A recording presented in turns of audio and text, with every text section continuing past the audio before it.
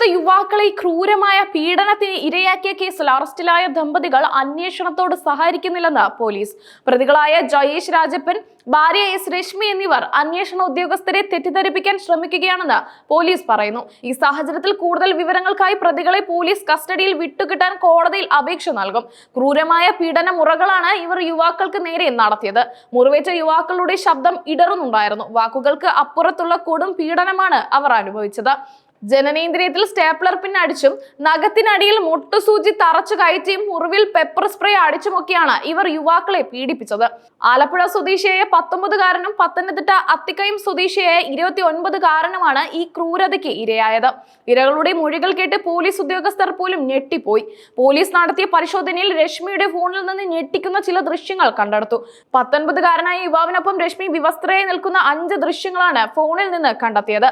പീഡനത്തിന്റെ ദൃശ്യങ്ങൾക്കൊപ്പം ഇത്തരം ചിത്രങ്ങൾ കണ്ടെത്തിയതോടെ അന്വേഷണം കൂടുതൽ ഗൗരവമായി മാറിയിരിക്കുകയാണ്. ഈ ദൃശ്യങ്ങൾ നിർണായകമാകുമെന്നാണ് പോലീസ് കരുതുന്നത്. ബ്ലാക്ക്മെയിൽ ചെയ്യുക എന്ന ലക്ഷ്യത്തോടെയാണ് പ്രതികൾ ഈ ദൃശ്യങ്ങൾ പകർത്തിയതെന്നാണ് പോലീസിന്റെ നിഗമനം. ഈ ദൃശ്യങ്ങളുടെ അടിസ്ഥാനത്തിൽ 19-കാരനെ വീണ്ടും ചോദ്യം ചെയ്യാനായി വിളിപ്പിച്ചിട്ടുണ്ട്. യുവാവിന്റെ മൊഴി ഈ കേസിലെ പ്രധാന തെളിവുകളിൽ ഒന്നായി മാറും. അതിക്രൂരമായ മർദ്ദനത്തിന്റെ ദൃശ്യങ്ങൾ ജയേഷിന്റെ ഫോണിലാണ് ഉള്ളത്. എന്നാൽ ഇതൊരു രഹസ്യ കോഡ് ഉപയോഗിച്ച് ലോക്ക് ചെയ്തിരിക്കുകയാണ്. ജയേഷ് കോഡ് പറഞ്ഞു കൊടുത്തുവെങ്കിലും ഫോൾഡർ തുറക്കാൻ ശ്രമിച്ചപ്പോൾ സാങ്കേതിക ബുദ്ധിമുട്ടുകൾ നേരിട്ടു. കോഡ് തെറ്റാണെങ്കിൽ വിവരങ്ങൾ നഷ്ടപ്പെടാനുള്ള സാധ്യതയുള്ളതിനാൽ സൈബർ സെല്ലിന്റെ സഹായത്തോടെ ഇത് തുറക്കാനുള്ള ശ്രമത്തിലാണ് പോലീസ്. പീഡനത്തിനിരയായ 19-കാരന് ഈ മാസം 1-ാം തീയതിയാണ് സംഭവം നടന്നത്. ജയേഷിനൊപ്പം ബാംഗ്ലൂരിലെ ഒരു ക്രഷർ കമ്പനിയിൽ ജോലി ചെയ്യുന്നയാളാണ് ഇയാൾ. മറ്റൊരു ഇരയായ 29-കാരനും ഇതേ കമ്പനിയിൽ ജോലി ചെയ്തിരുന്നു. ഇരുവരും ജയേഷിന്റെ പരിചയക്കാരാണ് എന്നതാണ് ഈ കേസിലെ ഞെട്ടിക്കുന്ന വസ്തുത. നാട്ടിലേക്ക് വന്ന 19-കാരനെ ജയേഷ് മാരാമണ്ണിയിൽ നിന്നും തന്റെ വീട്ടിലേക്ക് കൂട്ടിക്കൊണ്ടുവന്നു. അവിടെ വെച്ച് രശ്മിയുമായി ലൈംഗിക പ്രവൃത്തിയിൽ ഏർപ്പെടുന്നത് പോലെ അഭിനയിക്കണമെന്നും അല്ലാത്തപക്ഷം കൊന്നുകളയുമെന്നും ഭീഷണിപ്പെടുത്തി. ഭയന്നുപോയ യുവാവ് അവർ ആവശ്യപ്പെട്ടത് ചെയ്തു. ഇത് അവർ മൊബൈലിൽ ചിത്രീകരിക്കുകയും ചെയ്തു. പിന്നീടാണ് കൊടും പീഡനം ആരംഭിച്ചത്.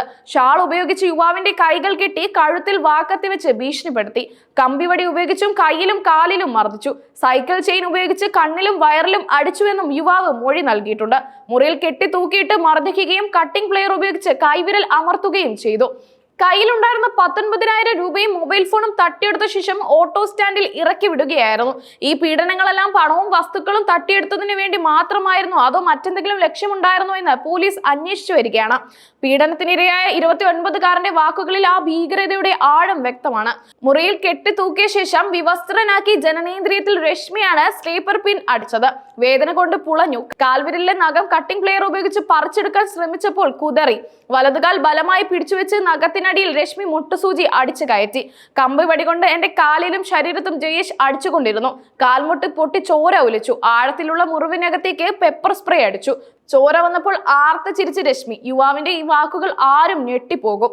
ഈ ക്രൂരതകൾ മനുഷ്യ മനസ്സിനെ ചിന്തിക്കാൻ പോലും സാധിക്കുന്നതിന് അപ്പുറമാണ്. എന്തിനാണ് അവർ ഇത്തരത്തിലുള്ള കൊടും ക്രൂരതകൾ ചെയ്തതെന്ന ചോദ്യം ഉയരുന്നുണ്ട്.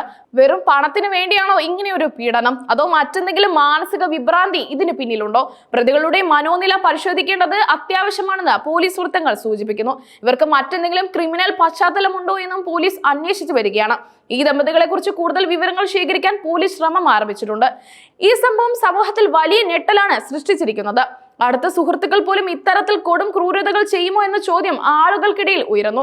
യുവജനങ്ങളെ ലക്ഷ്യം വെച്ച് നടക്കുന്ന ഇത്തരം ക്രിമിനൽ സംഘങ്ങളെ കുറിച്ച് സമൂഹം കൂടുതൽ ജാഗ്രത ഉണ്ടാകേണ്ടതുണ്ടെന്ന് ഈ സംഭവം ഓർമ്മിപ്പിക്കുന്നു. ഈ കേസിലെ അന്വേഷണം പുരോഗമിക്കുമ്പോൾ കൂടുതൽ ഞെട്ടിക്കുന്ന വിവരങ്ങൾ പുറത്തുവരാൻ സാധ്യതയുണ്ടെന്ന് പോലീസ് പറയുന്നു. പ്രതികളെ കസ്റ്റഡിയിൽ കിട്ടുന്നതോടെ മാത്രമേ കേസിനെ കുറിച്ച് കൂടുതൽ വ്യക്തത വരുത്താൻ സാധിക്കുകയുള്ളൂ. നീതിയുടെ പാതയിൽ ഈ ക്രൂരമായ കുറ്റകൃത്യത്തിന് അർഹമായ ശിക്ഷ ലഭിക്കുമെന്നാണ് എല്ലാവരും പ്രതീക്ഷിക്കുന്നത്.